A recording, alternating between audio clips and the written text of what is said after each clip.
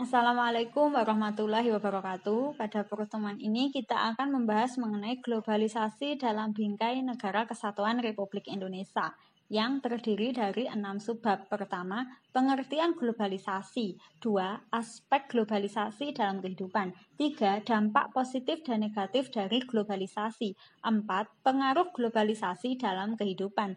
5, perkembangan ilmu pengetahuan dan teknologi dalam kehidupan kebinekaan. 6. Sikap selektif terhadap kemajuan ilmu pengetahuan dan teknologi di era globalisasi. Pertama yaitu pengertian globalisasi. Globalisasi merupakan istilah yang sudah mulai terdengar sejak tahun 1990-an.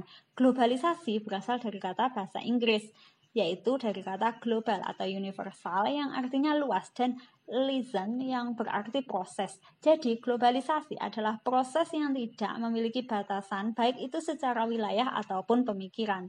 Pengertian globalisasi dalam sebuah pertumbuhan yang berlangsung cepat. Proses ini disebabkan oleh ketergantungan berbagai negara pada perdagangan maupun keuangan. Selain itu, globalisasi juga bisa diartikan sebagai sebuah proses pertumbuhan yang cepat yang disebabkan ketergantungan berbagai negara dan juga untuk mempertahankan identitas masing-masing.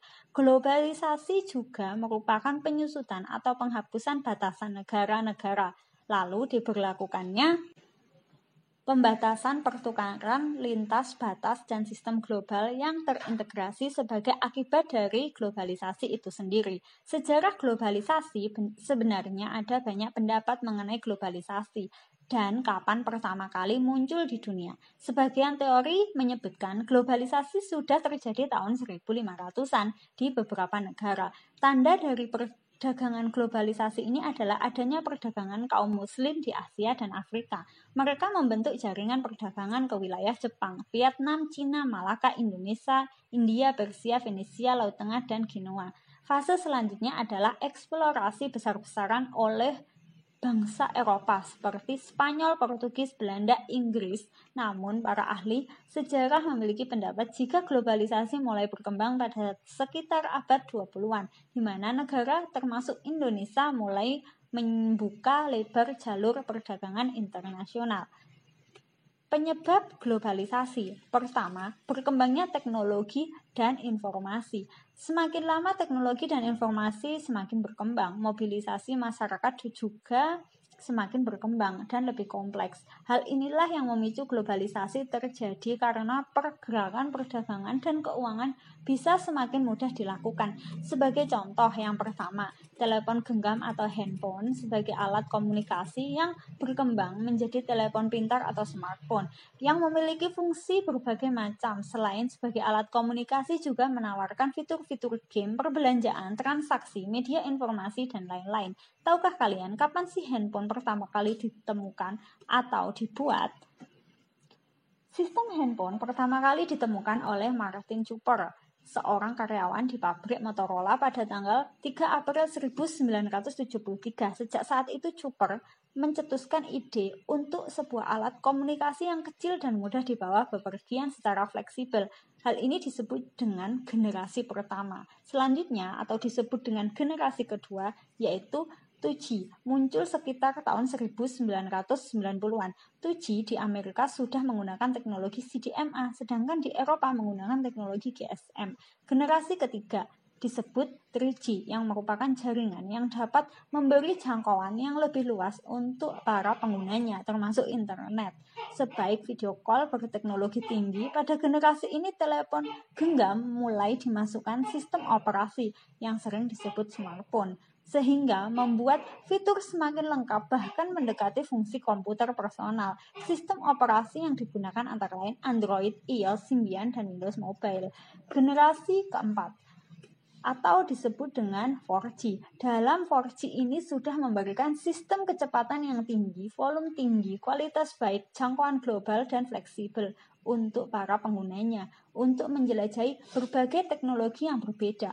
4G juga telah memberikan pelayanan pengiriman data cepat untuk mengakomodasi berbagai aplikasi multimedia seperti video conference, online game, dan lain sebagainya. Yang kedua yaitu internet atau World Wide Web. yang berumur 31 tahun pada Maret kemarin, namun sebenarnya sejarah internet sudah dimulai sejak 50 tahun lalu. Usia 31 tahun ini terhitung dari akses World Wide Web yang dikhususkan untuk publik ditemukan pada 1989. Sejarahnya, pada Oktober 1969, peneliti-peneliti di Universitas California di Los Angeles berupaya untuk mengirimkan data dari satu komputer ke komputer lain. Mereka berupaya untuk mengirimkan 3 huruf yaitu log, L-O-G, ke komputer kedua dalam bentuk kode biner, di mana komputer kedua nantinya akan menambahkan 2 huruf lagi sehingga menjadi login. Suksesnya penelitian tersebut melahirkan proyek ARPANET yang dikembangkan dan ditujukan untuk keperluan militer Amerika Serikat. Sistem yang dinyatakan sebagai pendahulu internet tersebut semakin bertumbuh dari yang sebelumnya hanya menghubungkan 4 komputer menjadi 13 pada tahun 1970.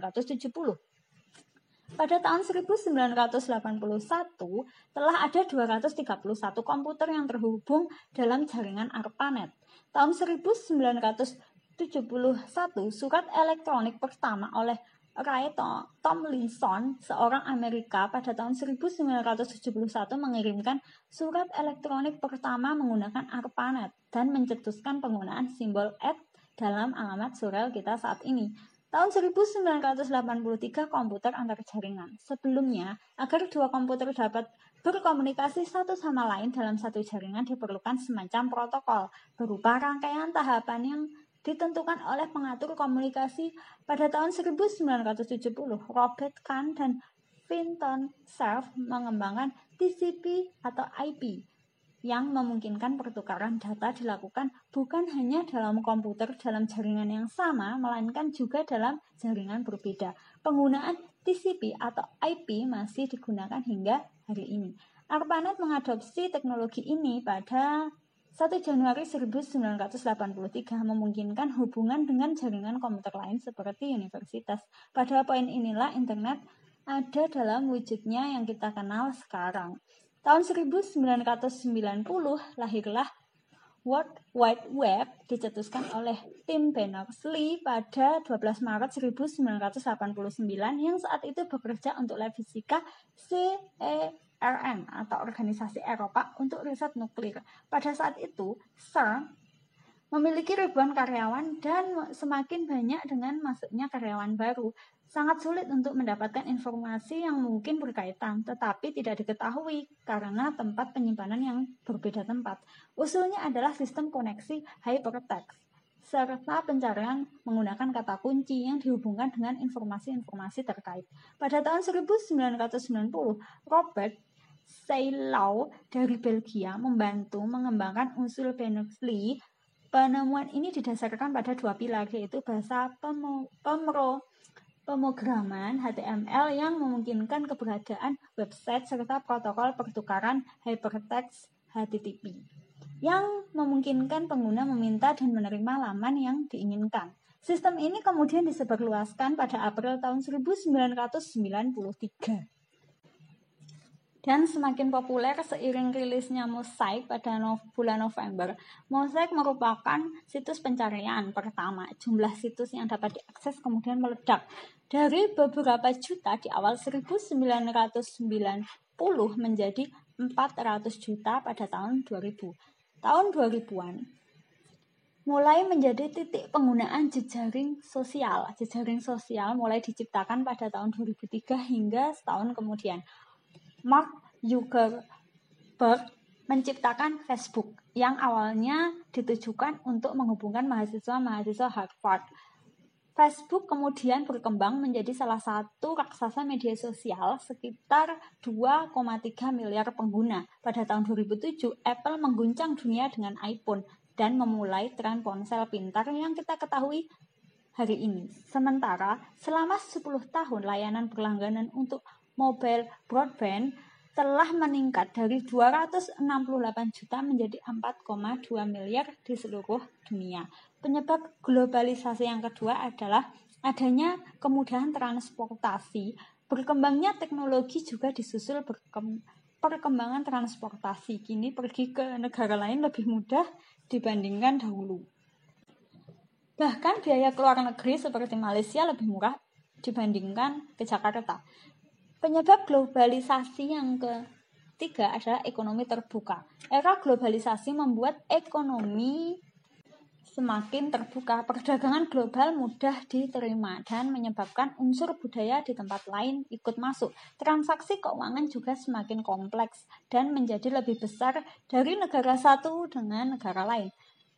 Yang terakhir, unsur budaya. Era globalisasi bisa terjadi ketika negara tersebut bisa menerima unsur budaya dari negara lain. Selanjutnya, ciri-ciri globalisasi. Pertama, ada perubahan konsep. Era globalisasi membuat berubahnya konsep antara ruang dan waktu. Tidak ada batasan-batasan ketika era globalisasi muncul. Setiap orang akan mudah mengakses apapun yang mereka inginkan, hanya menggunakan teknologi. Pasar dan produksi setiap negara akan saling bergantung satu sama lainnya. Hal ini disebabkan oleh pertumbuhan perdagangan internasional. Organisasi semacam WTO juga mempengaruhi perilaku pasar dan produksi. Ketiga, peningkatan interaksi. Interaksi dengan berbagai masyarakat belahan dunia lain akan semakin mudah, terutama munculnya berbagai macam sosial media dan grup. Dengan adanya hal ini, maka perkawinan antar ras akan semakin banyak. Terakhir, timbulnya masalah bersama. Karena kompleksnya jalan perekonomian dan perdagangan, hal ini juga memicu timbulnya masalah dari berbagai negara, misalnya inflasi regional, masalah lingkungan hidup, dan lain sebagainya. Selanjutnya, proses terjadinya globalisasi. Benih-benih globalisasi telah tumbuh ketika manusia mulai mengenal perdagangan antar negara, sekitar tahun 1000 dan 1500 Masehi. Saat itu para pedagang dari Cina dan India mulai menelusuri negeri lain, baik melalui jalan darat maupun jalan laut untuk berdagang. Fase selanjutnya ditandai dengan dominasi perdagangan kaum muslim di Asia dan Afrika. Kaum muslim membentuk jaringan perdagangan dan menyebarkan nilai-nilai agamanya, nama, arsitek, nilai sosial dan budaya Arab ke warga dunia. Semakin berkembangnya industri dan kebutuhan akan bahan baku serta pasar juga memunculkan berbagai perusahaan multinasional di dunia. Fase selanjutnya terus berjalan dan mendapat momentum ketika Perang Dingin berakhir dan komunisme di dunia runtuh. Runtuhnya komunisme seakan memberi pembenaran bahwa kapitalisme adalah jalan terbaik dalam mewujudkan kesejahteraan dunia. Implikasinya negara di dunia mulai menyediakan diri sebagai pasar yang bebas. Hal ini didukung pula dengan perkembangan teknologi komunikasi dan transportasi. Hasilnya, sekat-sekat antar negara pun mulai kabur, lalu terjadilah globalisasi. Globalisasi tidak luput dari nilai-nilai atau dampak positif dan negatif. Manusia yang cerdas dalam era globalisasi ialah orang yang pandai dan bijak bendung pengaruh buruk dari globalisasi. Susilo Bambang Yudhoyono. Terima kasih atas perhatiannya pada pembelajaran kali ini. Demikian pembelajaran hari ini, semoga bermanfaat. Kita ketemu lagi minggu depan, dijaga kesehatannya, tetap taati protokol kesehatan. Wassalamualaikum.